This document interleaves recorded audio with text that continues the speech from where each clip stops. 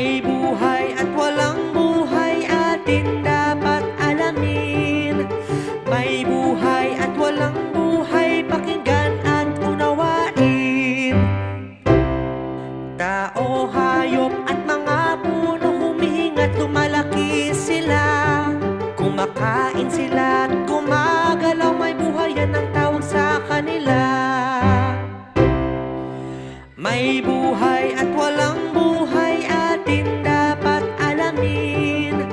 May buhay at walang buhay, pakinggan at unawain. Mesa, baso, tinidor, kutsara, hindi humihinga, hindi lumalaki. Hindi kumakain at hindi gumagalaw, ito ang mga walang buhay. May buhay at walang buhay atin dapat alamin.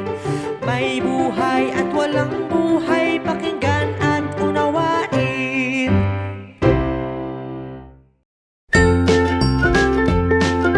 Mga bata, huwag kalimutan i-like ang video, mag-subscribe sa aming channel, at pindutin ang notification bell.